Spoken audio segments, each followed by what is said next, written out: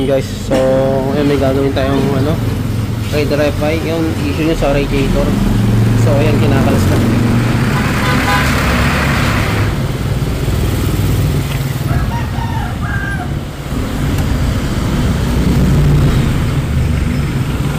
Taga-tagig ka rin ba? Muntinlupa.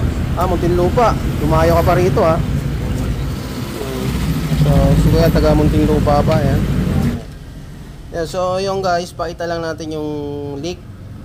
Ito yan oh. Lapit lang natin konti. Kung nakikita mo, ayan oh, may crack. Dalawa. Ayan oh, yung lamat.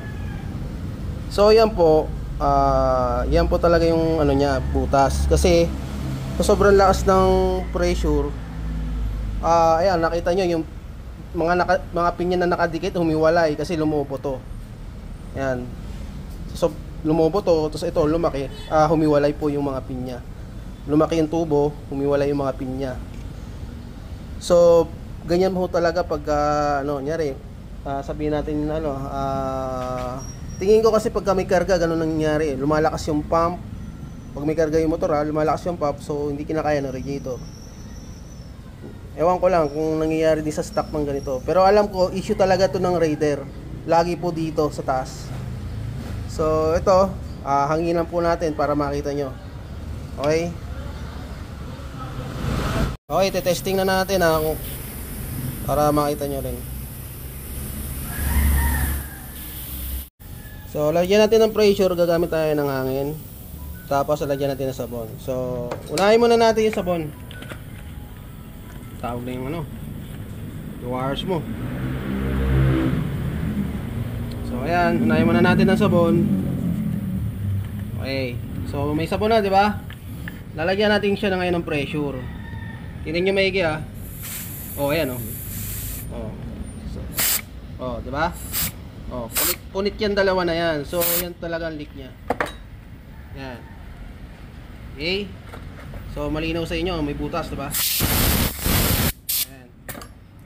Dito, kapag hihinaan po natin, automatically masisira po talaga yung pin. Pero ang importante talaga dyan ay yung mismo yung mahinaangan natin yung butas. Yan. Para po sa mga nakapanood, kung masailan ka, pwede kang bumili ng bago. Huwag mo na lang ipa-repair. Kasi kahit saan mo ipahinang yan, masisira at masisira po talaga yung pin. Pero ang mahalaga, mahinaangan yung butas. Yan. Yan po yung mahalaga dyan. So ito, hinangan na po natin to. Ayan, gawin na natin. So ito, nilinis ko siya, tinanggal ko yung dito, yung nakakapit sa kanya. Sa bagay, nakaangat naman po yun. So ito, lininisin natin to bago to hinangan.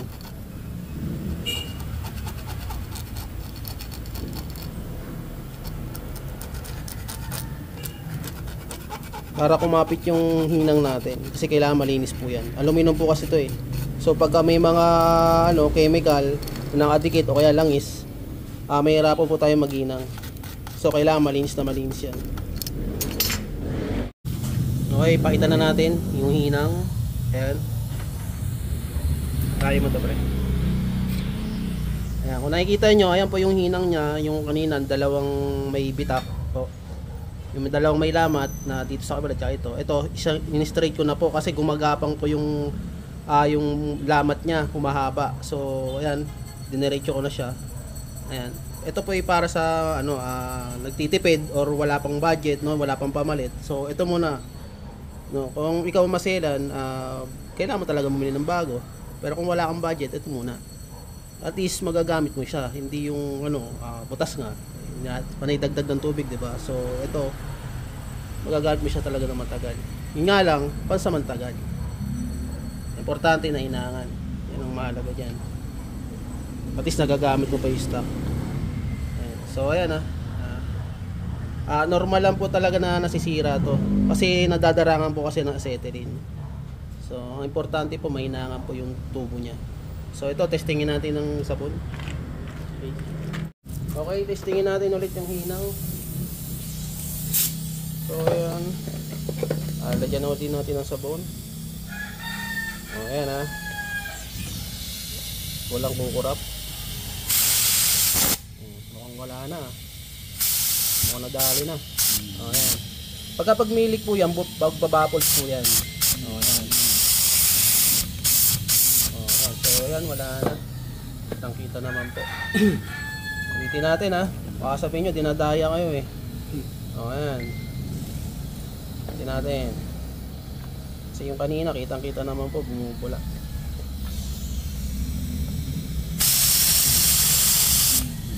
O ayan. Walang nangyayari, walang babago. So ayan, good sir. Ano?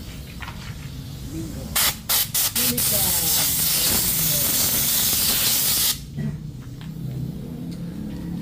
Okay, kabit na natin. Okay, nakakabit na yung radiator ng ating ininangan. Ayan. So, sana wala nang leak. So, kinakabit na yung wire ng fan tsaka yung hose. Okay. So, sa kabila, pakita natin yung hinang natin. Ayan.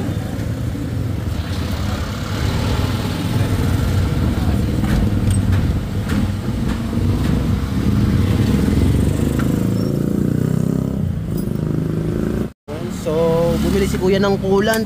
Inaantay na lang natin para matesting. Naikabit na yung hose sa kabila.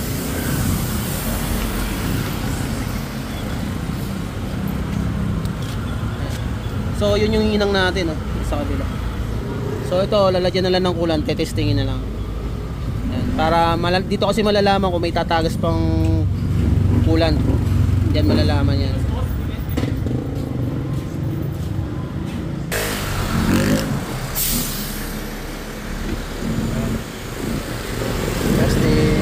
Yan na ng coolant.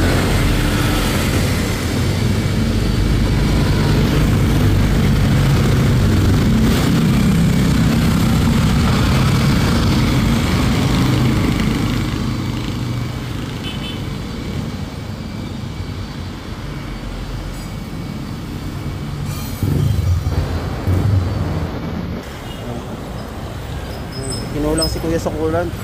Kulang ng isa. So bumili pa siya ng isa para tingin ko dalawang coolant ang kanyang bibilin. Okay, ayan, tinitesting na. Ayan. Pag binirit mo, dapat may sisirit yan dyan.